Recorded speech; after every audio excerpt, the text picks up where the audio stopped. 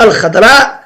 فيما يتعلق بالمنع من التعاقدات، يوم غد المكتب المسير لفريق الرجاء الرياضي سيتم جميع الإجراءات المتعلقة برفع المنع إداريا باش يتم تسجيل الوافدين الجدد ليتم التعاقد معهم في وقت سابق، وكذلك جوج ديال اللاعبين او لا ثلاثه اللي قربوا يوقعوا في الكشوفات ديال النسور خلال الميركاتو الحالي.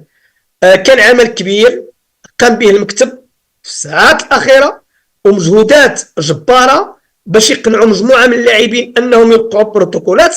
كنعرفوا كان الاشكال مع حفيدي، كان الاشكال مع مجعيد، كان الاشكال مع الصبار ولاعب حركاس عطاوه فلوسه كاملين، يعني غادي حركاس يعني فلوسه غادي ياخذهم لان رفض جميع الحلول ديال التسويه، هو غيتخلص يعني بالمستحقات الماليه ديالو كلها وراه كاينه وقادوا ليه الامور، يعني غيتوصل بهم. ثم الصبار توصلوا معاه اتفاق، وقع بروتوكول غادي ياخذ شي حاجه وتسنى شي حاجه. كان نفس الشيء بالنسبه لمجاهد، نفس الشيء بالنسبه للاعب الحافظي.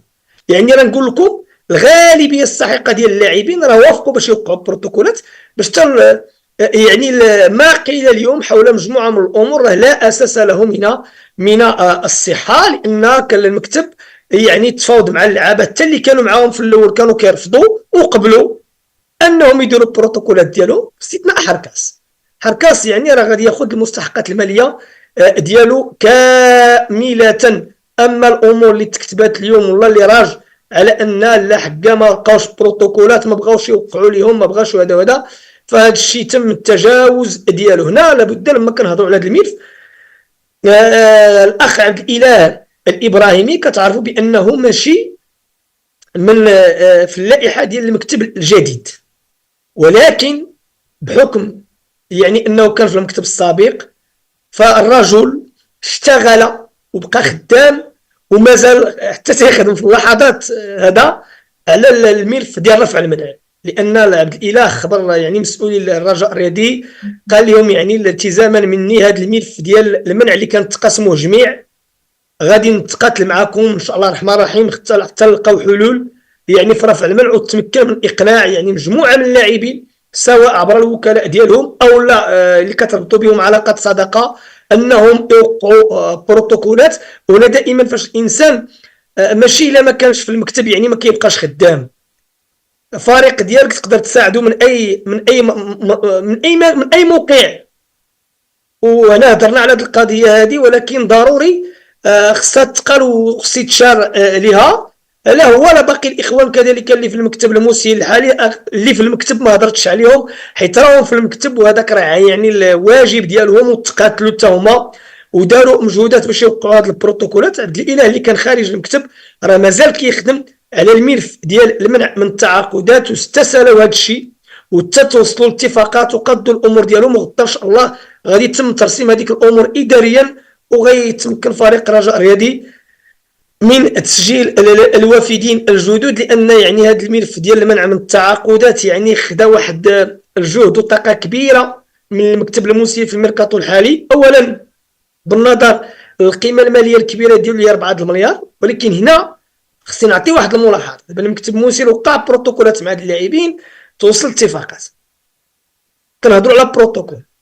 شنو البروتوكول؟ هو كنعطيك واحد القسط من المال الان والباقي كتاخذو في مرحله اخرى، سواء كتعطيه الرجاء مباشره او لا كيتقتطع يعني من العائدات داكشي اللي تبقى في العائدات ديال النقل التلفازي ولا المنح ديال البطوله. اذا المكتب من الان كيخصو يحاول يوجد لهذاك الجزء الثاني ديال البروتوكولات باش ما يتكررش مثلا السيناريو اللي وقع في ذاك اللاعب سميتو داك اللي جا ما دار والو ودا حتى هو ضرب شي 600 مليون زاد مع الطريق، سميتو داك اللي كان جاب البدراوي اللي كانوا وقعوا معاه بروتوكول وما تخلصش، ملي ما تخلصش تلقى الرجاء زادت عليه واحد 250 مليون. يعني البروتوكول من دابا كيخصك تخدم على داكشي اللي بقى يعني وتوجد. وهنا عمل يعني ماشي حنا اللي كنقولوا اخوان كيقولوا لك لا راه كاين شي مشكل مع شي وكيل. انا هادشي ما كندخلش فيه لان المكتب خدام على هادشي وقاد الامور ديالو لا مع اللاعبين ولا مع الوكلاء، وكيبقى ويلسون بيتر ويلسون راه بيتر ويلسون برك زادت ليه ديك 250. كان وقع بروتوكول مع المكتب، جات الوقيته باش تخلص، ما كانش السيوله الماليه مشات دفع الملف كامل ولا خدا عقدو كامل، عاد راه في التالي ولا نقص لهم شي حاجه. اذا انت فادي، لان شكون هو البروتوكول؟ البروتوكول تندير معاك اتفاق، تعطيني دابا النص ولا شي حاجه ومن بعد تكمل ليا، راك الا ما كملتي لياش في ذاك الوقت كنعاود نولي ندعيك وكناخذ العقد كامل. اذا هنا كيخصك دائما تكون يعني واجد جميع السيناريوهات. وكما قلت لي عطل شي شويه هذه القضيه ديال المنع، هو ان حنا كنهضروا على 4 ديال المليار، راه ما كيقد ليها على الفم. باش تسوي ملفات فيهم 4 ديال المليار راه ماشي شي حاجه اللي سهله، هذا الامانه، وهذه تراكمات ديال سنوات سابقه. وباش كتسالي، لان الرجاء اليوم ماشي الرهان فقط انك نهزو المنع صافي سالينا. الرجاء خص يكون واحد العمل على المدى البعيد، باش هاد الشيء ديال هاد الاحكام والنزاعات ما يبقاش. وباش هاد الشيء ما يبقاش عندك في المستقبل، شكون هما الادوات؟ اولا كتكون خليه قانونيه في المستوى الكبير، قبل ما نفسخ مع شي لعاب كيخص نعرف اش كندير. ثانيا المنح ديال اللعابه كيخصني نتعلم، بقى نخلصهم سنويا. يمكنش لعاب كيلعب معايا هاد العام ما كنعطيهش فلوسو، كيبقى كيتساليا، كيمشي لجنه النزاعات، كدوز عامين، كيجي كيمنعني من التعاقدات. اللعاب اللي كان معايا نعطيه داكشي اللي عنده.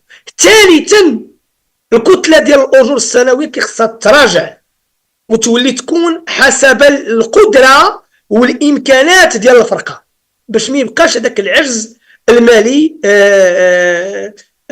تبعك. الميركاتو ديال الرجاء الرياضي، هضرنا على المنع والرجاء. انا ديجا كنقول لكم راه اللعابه كانوا غادي يسجلوهم وغيترفع المنع رغم ما قيل على مستوى الميركاتو. الميركاتو بنسبه كبيره يقدروا يكونوا 3 ديال التعاقدات، هو 2 شبه مؤكدين، الثالث يقدر ما يقدرش. كاين المدافع الان اللي كاين هو عنيبه، الا وقعت شي مفاجاه ولا شي حاجه راه كل شيء وارد، هذا كل شيء وارد.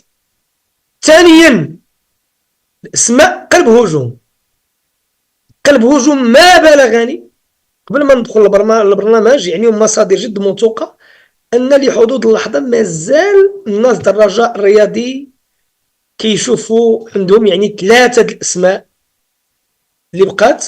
يمكن كاين واحد منهم هو اللي ما يمكن رفض ولا شي حاجه بحال هكا. 2 راه كيشوفوا واحد منهم غادي يوقع